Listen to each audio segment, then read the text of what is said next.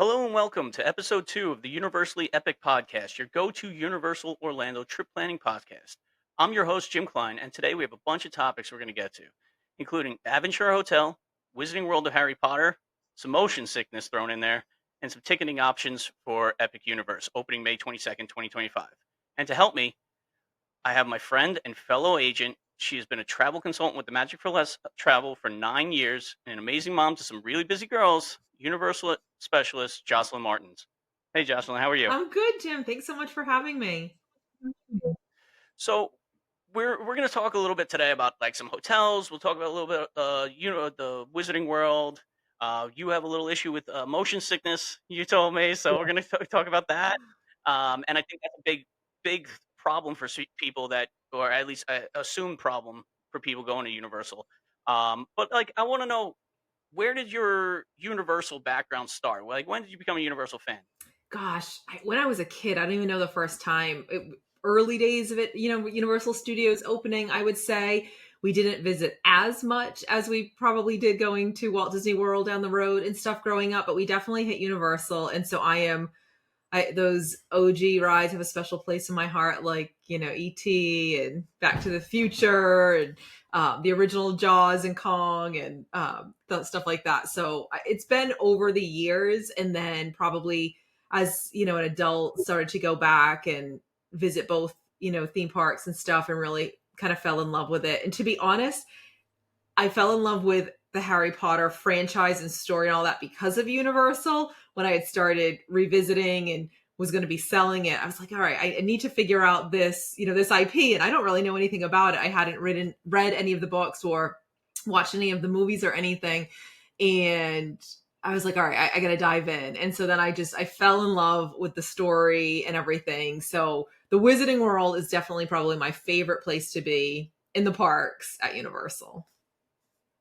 That the Wizarding World is amazing. Like you walk into there, you're like in another world, and like a lot of people have said like that's like what kind of led to this big boom in theme parks, right? Like the immersiveness of theme parks right now is like pretty much because of the Wizarding World, right? Like, and when you walk in there, you literally get transported to another world, and Yeah. it's kind of cool. You mentioned going as a kid and some of the attractions. Like, what was your favorite ride? Like, which one did? Because that was it. You were basically in the same boat as me. Like, I went to Disney a lot as a kid, but then we spend a little bit of time in Universal, and there was so many cool rides. Like when you first go to Universal as a child back in the '90s, you're like, wow, like this is amazing. Like this Yeah. is there's so much to do and such different things to do. Yeah. So, what was your favorite that OG ride that you call it? Probably Back to the Future. Like I loved that movie. I loved Michael J. Fox. I thought it was fantastic. And the other one actually, it was so funny. I can still picture sitting in the ride vehicle. It was I don't know the official name, like the Adventures of Hanna-Barbera or something. And I Oh, yeah. believe that's where Minion Mayhem is now. Mini Mayhem is right now. Yep, yep. And something about it struck like my, I don't know, like funny bone to like I would giggle and just laugh. And so then my whole family and whoever was with us would want to sit with me because they would just watch me laugh. And I don't know, but I love the Hanna-Barbera cartoons with the Jetsons and stuff like that. So I did really enjoy that one. And then of course E.T. So E.T. is still a must do whenever I'm in the park. The last remaining OG attraction, I right? know. Yeah, mine was Kong. Like I loved Kong Yeah. growing up. Like the fact that thing picked up the whole thing, it I brought like know. the breath, bananas, like it was crazy, and like just the queue, like a New York City subway. That was very, very cool. Like that was a very cool attraction too. Hanna Barbera though, I loved as well. Like that was a lot of fun It was. growing up. It was just simple. And Yeah, it's funny how Kong has just like come back in different forms. I remember when I did kind of go back as a young adult, I was like, wait, I swear this is different. And so I'm like, Googling and stuff because I'm like, this wasn't the Kong I remember. And yeah. so, It's in a completely different park now. yeah. uh, so we're going to talk about a resort that we both I think enjoyed while we stayed. It's Aventura Hotel. I think it's one of those underrated hotels at Universal. Very not really thought about too much, but there's some really great benefits of staying here. What's your thoughts on Aventura Hotel? Yeah, we love Aventura. There is a specific, I've stayed in a couple different room types, like a standard room, a deluxe room, which is still two queens, but a little bit bigger. And then we often stay in the kids suite or the kids suite with a connecting two queen when we're traveling with friends. And so the kids suite is really unique and it is like perfect for our family of five. I have the three girls who are teen tweens. So when you walk into that room, if you have the connecting queen, there's a connecting door there that you can go in, and that's like a regular queen bedroom. But when you kind of step forward, you've got a bathroom to your left, or I guess it would depend what side of the building you're in, but there's a bathroom and it's really split up. There is a tub, there's a stand up shower, there's, like that separate kind of blocked off toileting area, huge vanity and stuff, with a really spacious bathroom. And then what happens is you go into the main area where there's a little bit of sitting space. You've got like the, little coffee bar area, closet, and things like that. But there's a king bed. So that's kind of like the main living/bedroom area. And as you pass the bed, and it's got nightstands and stuff, there's a curtain that you can draw. And then when you pass through, that curtain separates the next area. There are two twin beds in what's essentially another bedroom. And they have a bureau and stuff, their own TV. And then there's another curtain and another space you can continue into. And it's actually a small living space with a like coffee table, TV, but a pull out full size sleeper sofa.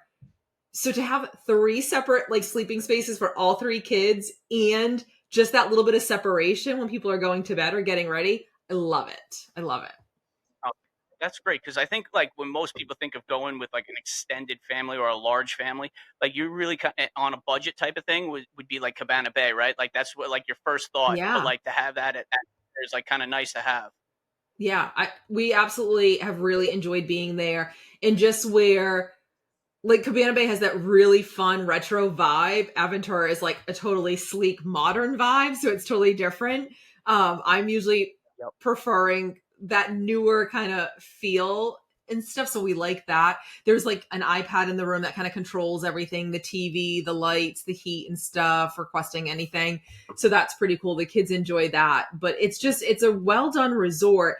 And I like that it's across that street. So Cabana Bay is, that little bit of extra work to go up on that kind of cross Yep. over that main road to get over to one of the resorts if you'd want to take a water taxi. Where Aventura, you just walk out and through Sapphire Falls, and then you can take the water taxi or that walking path. So I enjoy that about it as well.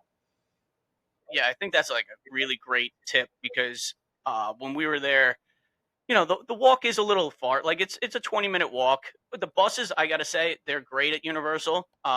It's simple because it just takes you from your hotel right to City Walk. Yeah. So you basically get off at the same spot every time. So they're very simple, but they're very efficient too. However, that water taxi is amazing. And the good thing about that is when you go in through Sapphire Falls, number one, Sapphire Falls is beautiful as well. Mm-hmm. You go down that Love staircase it. to get to the water taxi, Yeah. right? You walk outside and you hit the security line right at Sapphire Falls. So you're going through security there and you don't have to wait online. Not that it's a long wait at City Walk, but you are with the general public as well. And then you could get onto that boat, and once you get there, you're beelining it right over to either Universal or Fantastic Islands of system. Adventure. Yeah. Great, yeah, it's a great little tip there to use that water taxi at Sapphire Falls. Now, I would say the theme is obviously a modern theme at Aventura. When you walk in, the lobby's gorgeous. I think like it's very tall ceilings, kind of opens up to there's a Starbucks, like the Starbucks in every hotel there. And then in the back there, you have like that food court. I don't want to call it a food No, court. I Like, what know. do you? It's a little different. It's like it's kind of like a stations. And honestly, like the food was very good there. Like they have a pizza station, like an Asian Yep. cuisine station, and I found it to be really good. I actually had a really great buffalo chicken sandwich there that I enjoyed a lot. And I was like, where was this? Like what? Like how Yeah. did I not? The Like food later is on in my good. trip, There's and I'm like, always seating and stuff, even when you're traveling with a bunch of people. We never have issues sitting down there and yeah, everything. yep, it's a big space now.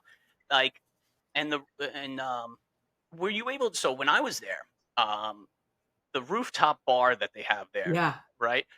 That was closed because of the weather. I went in Mm. January, and for some reason, I picked like the coldest week ever in Yeah. Florida. Like, I was freezing the whole week. I don't, but But yeah, were you able to get out? They were closed every day that I was there. So obviously it depends if it's on the weather Yeah. and obviously if it opens. Yes. But have you been up I have several times, and I really, really like it there. And you can visit if you're not staying there, but it is weather. We've definitely been up there when it's been really windy and cool, so not as fun as when it's the wind's not blowing your napkins and stuff away. But the drinks we love. They have appetizers. They have like a smaller menu, but we've enjoyed it and never had anything bad. So we always do enjoy stopping up there and stuff. The views are fantastic too of Orlando. there? It's like a lounge feel right up there. Yeah, Like it's nice. I'm sure the views are amazing too. yeah. Um, and then so some people choose to go to like a pool, and I don't know if you're somebody that's really into a resort pool. I'm not sure if this is the right hotel for you. Like it's very small and it's very close to the road, to be honest with you. Like It is. like that was my feel. But we were there in January, Yep. right? So for us, we knew we weren't going to the pool. I did go to Volcano Bay, and we could get to that in a Yep. second because that was kind of amazing. But but yeah, what do you think about the pool there? Like, does it just serve its purpose if you need like a quick dip, like when you're hot in the summertime? It is. I mean, it's the pool's fine. We've definitely used it, and you are so close to Volcano Bay. But what's nice is it is one of the resort hotels that you have pool hopping privileges. So we've done that. We've just hopped over to other pools. And like I said, again, Sapphire is so close. We love the pool area at Sapphire. We love Royal Pacific. So we've also just pool hopped when we stayed there and wanted to a little bit more room and stuff, or if it tends to be crowded. So that's a nice perk too. So the pool hopping, right? So like, let's say I go over to Sapphire Falls. What's the procedure? You just walk right in? No, right? You have there's a process there, right? So typically you just go to the front desk and you show them your key card and they'll give you one to open the pool area at that respective resort. So So it's it's super easy. pretty simple. All right, nice. Yeah. So now that we mentioned it, right? Volcano Bay is an amazing water park, right? Like I don't know if we really had this on the list to talk about, but when you're staying in Aventura, you should go to Volcano Bay. You literally walk out of a gate and you're right at the entrance. Yeah. The security line is right there. Yep. It's definitely if you plan on going to Volcano Bay during your stay, like definitely check out Aventura because you basically have your own entrance right into the park. You do. And what we've done and I would recommend too to guests is, sometimes doing a split stay. I know some people it's like you kind of either don't mind it and some people are just really opposed to it. We pack a lot. I get it. It's not always the most convenient, but sometimes it does help out with your price point. So we almost always are staying at a signature resort hotel with express pass when we're in the dry parks and hitting the studios and islands of adventure to have that access. But then when we were visiting Volcano Bay, which actually my daughter just the other day was like, when are we hitting Volcano Bay again?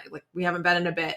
And it's just really fun. And it's probably my favorite water park in the area to go to. I will definitely say that. So what we'll do is maybe split that time and then bop over to Aventura, whether we're starting or ending there, and add our Volcano Bay day onto that. Since you're not getting express to Volcano Bay with that other stay at one of the signature hotels anyway. And then this way it's super convenient and you're just kind of walking in that dedicated entrance. So we'll do that. We'll split Great it up idea. like that.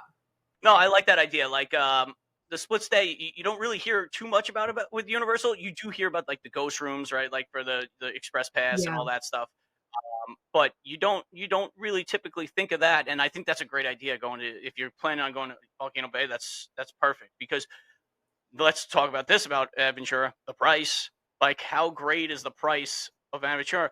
I went in January; it was under $200 a night Yeah. The for prices that's are really good.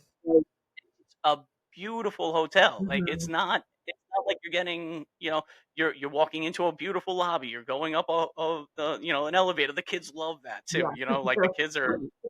It feels a lot more upscale It does. You've got your for floor to ceiling price. windows in all the rooms and stuff, which is amazing. And the views of the park Yeah, are fantastic. yeah. The views are amazing.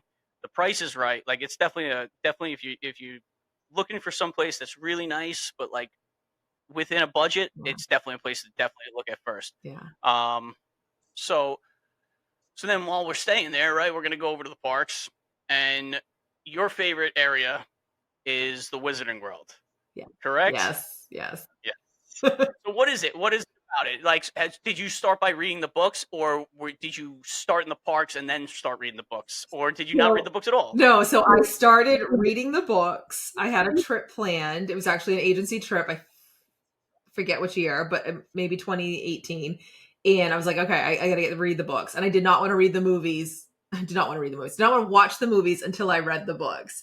So I started, and I believe I finished the fifth book as I was checking in to my hotel for our stay. So I got the first five books underneath my belt before I had walked in to the Wizarding World. It was just I don't know. I love everything about. I do think it truly is probably the most immersive land that I can relate to. You know, we've got other parks that have lands and stuff, but this is one that I truly love everything about the story and everything. And so well, the books are better than the movies, so don't call yourself a fan if you haven't read your books. I'll get on that high horse, but it's like walking in, I mean, the movies, it is like walking right into the set, and I know that J.K. Rowling is so involved with their design, and I think they've told us on VIP tours, like, they can't make any kind of changes to any details without her authorization. Like, she is personally involved about things that they do, and so I think it just makes it so authentic for the guests, and it just the first time the girls we took them and they had purchased their wands at Ollivander's and went out to cast some spells and stuff. Like, it was just to watch them do that was amazing. I mean, you go in the restroom, we're going to have some spoiler alert, so if you don't want to know, flip up a couple minutes, but you go into the restroom and you hear moaning Myrtle and stuff. Like, I just think down to that every tiny detail is they just did an amazing job. And so I love it. I love that they decorate it for the holidays and the entertainment that they incorporate there and stuff. So it just everything fits so well. And I think that you see children up to, older adults enjoy it and connect in different ways. So I love that about the area. Yeah. So yeah, for me, my daughter is the one that read the books. I haven't read Harry Potter at all.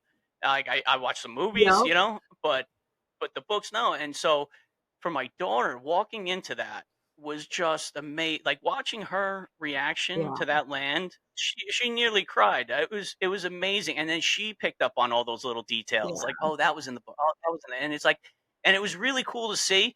For me, being like, just I watched a few of the movies, and like, what I was impressed, Yeah. right? Like, so I could have been I was so impressed by just the immersiveness of it, that and it's kind of like you kind of get lost a little bit. It's not even that huge of a land, No. but like you kind of, depending on which side you're on, the Hogsmeade, but you kind of get like a little Diagon Alley was beautiful. Like, you go down that one path and there's like the shops there. Yeah. Then you have like live musicians and stuff. It really is amazing.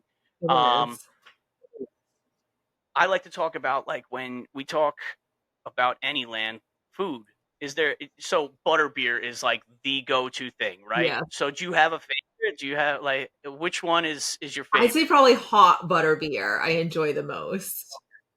Yeah. Hot butterbeer I'd is go frozen so next maybe, but I think hot butter beer is my favorite. How about yeah, you? frozen is I agree. Okay. Hot was the best, and especially in January when it's Yeah. freezing outside, that was so Yeah. delicious. And I'm not a big, like, coffee with a lot of sugar in it Me type of neither. drinker. I It drink it was black. Yeah, it's very sweet.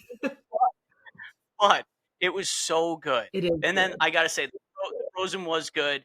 The regular was okay, Yeah. right? Like, it kind of just tasted like soda, to be honest. Like, it just like, Yeah. but Have you tried the ice and cream then or the fudge or anything?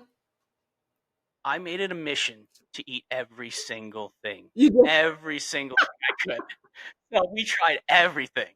All right, That's great. the fudge, I did not like at Okay. all. Like, I ate it because I paid for it, Yep.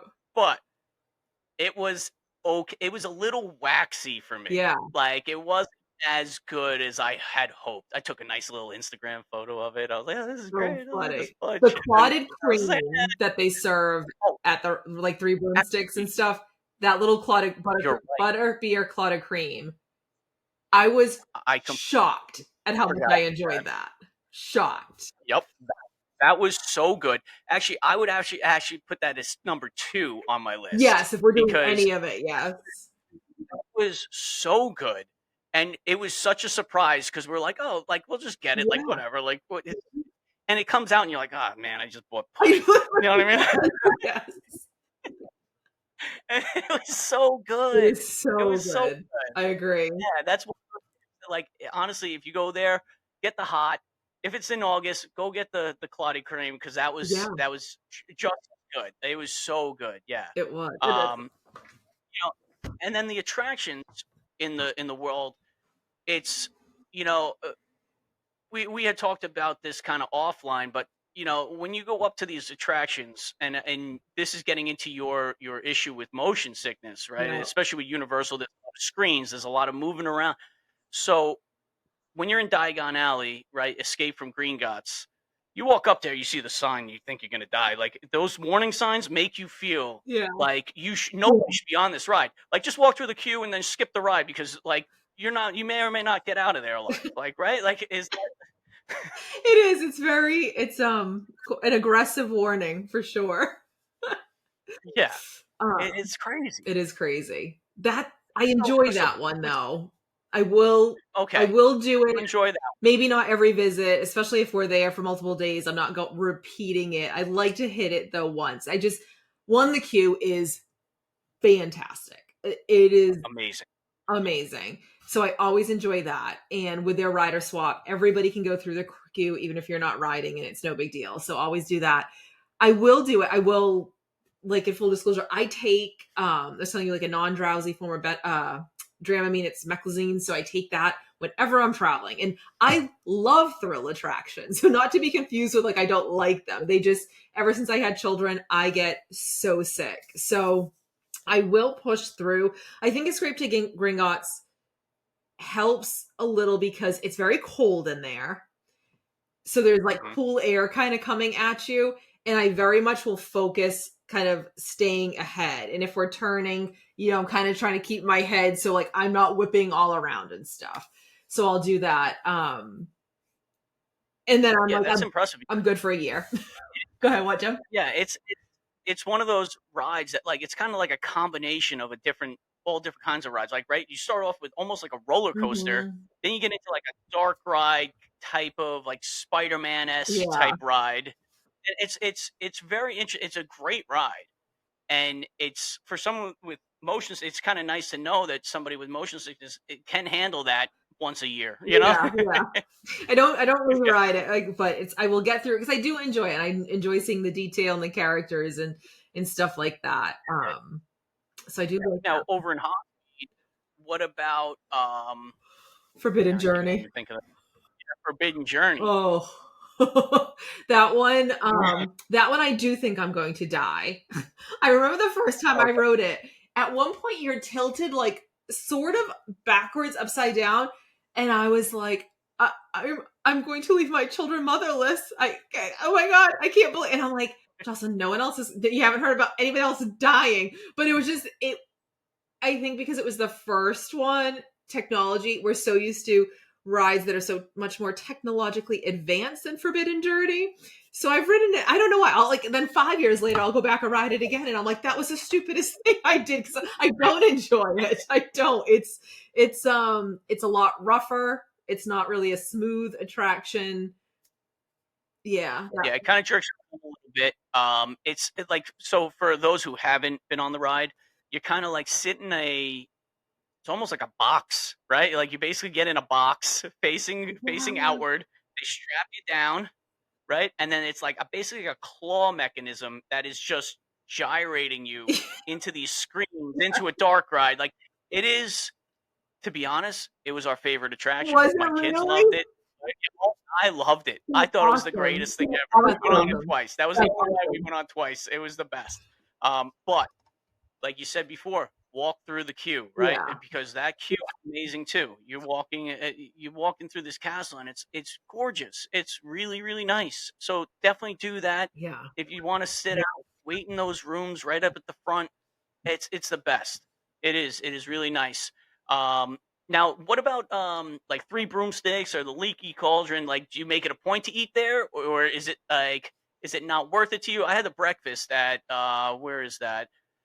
Leaky Cauldron, I believe, Yep. and it was really really good. Yeah, we've eaten It at was both a couple times, different meals, and I would just say it depends on the trip if we're making it a point to go, or if we just happen to go and stuff. But we definitely enjoy the food. I've as long as there's, no, I mean, sometimes there's a good line and stuff, but if there's no line to get in, we'll absolutely that will probably be our place to eat in the parks. You know, our location of choice and stuff. I think again the theming carried into there is fantastic, and the food's really good, and it's a better price point than some other I think theme park fare. Yeah, I think the value of it is a lot better. Like, obviously, you're in a theme park, so you're going to pay a little bit more than like you would be normally accustomed to. Yeah, But like, I think the quality of the food is really really good in these in the Wizarding World. It's very good, pricey at times, but it's not that crazy no, it's considering not. you can get away with because it's so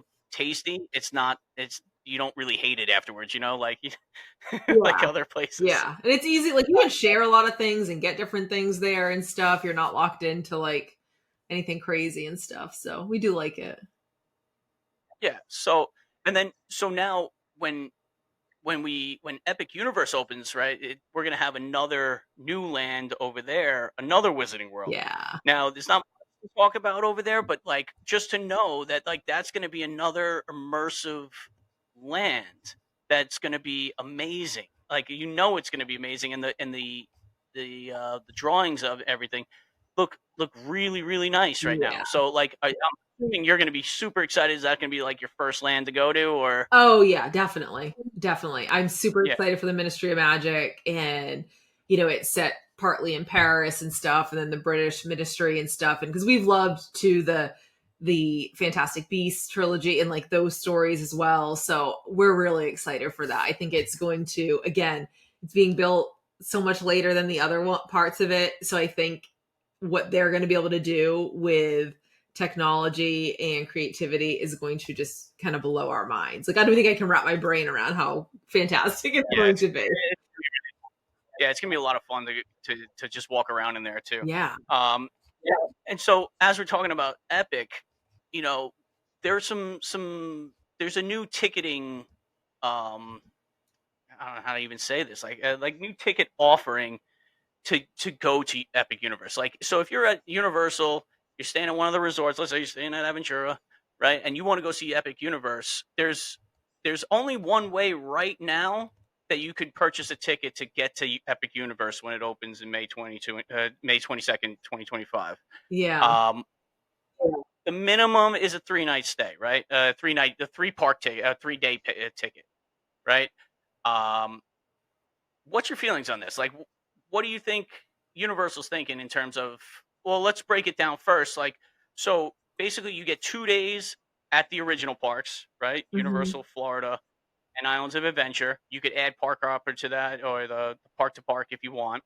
And then you get 1 full day at Epic Universe where you cannot go park to park. Yeah. So, what do you think of that? Like, why do you think they're doing that? And do you think it's a good idea? I think well, I can't say I necessarily love it, right? Because people want to go there and spend all their time at Epic. I think they're smart in doing it, and I think they're doing it to see how it's going to work. It's almost essentially it's soft opening even after a grand opening, and they're going to see, look at crowd patterns, look at things, maybe corrections or ticket offerings that they need to make. I think they're comfortable being would be the word I would say, not vulnerable, but they're comfortable being like, we're not exactly sure either. So let's figure it out. They seem to be very Yeah. forthcoming with this is a first phase of opening and how it will work initially. So we know it's going to change and it's not going to stay like this indefinitely. So I think it's great that they're not saying like, we know what we're doing. I mean, we've never opened the park before, but we know what we're doing and we're going to do it like this. I mean, there's sometimes some arrogance in that, right? And so they're like, we're not exactly sure.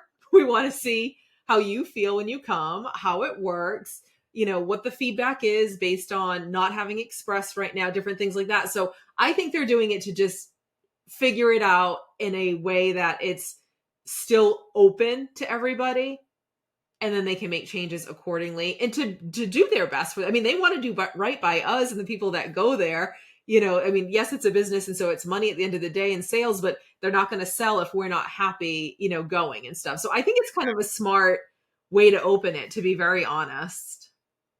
Yeah, I agree. Like, I think the ticketing plans are kind of nice because you don't want to really park hop, right, from park to park when if when you're that's the part that everybody's going to want to go see, right? Yeah. So to eliminate that part is not that big a deal because you want to spend the whole day there anyway, Right. right? You want to explore all the different lands, see everything. So that part of it is mute. You could park to park. I suggest getting the park to park for the other two parks Yeah. because that's just it's so easy. I at one time I had clocked it when we were in there. Going from one Wizarding World to the other was 20-minute walk. Yeah. Like that's crazy. Yeah. That's The amazing, right? Hogwarts Like that's Express a gets me quick there a lot faster. yeah, right? Yeah. So and that was and when you get into Epic Universe, you're gonna want to stay there the whole day. You don't care about the park to park ticket, and then it's also like it's kind of for crowds, right? Like so you don't want everybody bombarding this new park and then everybody saying, "Oh, well, the lines were 3 hours for this, Yeah. 3 hours for that," right? And then what happens then? Blows up on social media. They look bad. Everybody looks bad. Nobody had a good time, right? So I think how they're rolling this out is really nice, and Yeah. they have mentioned that they're going to do individual park days once they get like a handle on everything. Yeah. So I think they're doing a good job. I think when it comes to like the new ticketing options, obviously three days is the lowest, and then it goes up to I believe 5. 5 right now. Yeah. Is it 5? Right. So yeah. So like I think they're planning it out where it's like, you could plan a nice 5-day vacation there and go see everything. Yeah. Right. Or you could do 2, Probably 3 days stay, 3-day yeah. tickets. It might not be like as cost effective, but for the people who are really like, well, we really wanted to do 2 days, then you buy 2 sets of 3-day tickets, or Yes, you you would do a have. split stay. I mean, there's ways to get some access and stuff, but I think they have to figure it out, and they're smart in doing it. Yeah, I look forward to seeing how this all works out when it does open. Yeah. Um, so so let's wrap this up. All right. I want to thank you for becoming available today to do the show. Yeah. Let everybody know where they can find you, where they can, see what you got on social media, how to book through your Universal trip with you. Yeah, thanks for inviting me, Jim. So you can find me at Back to WDW.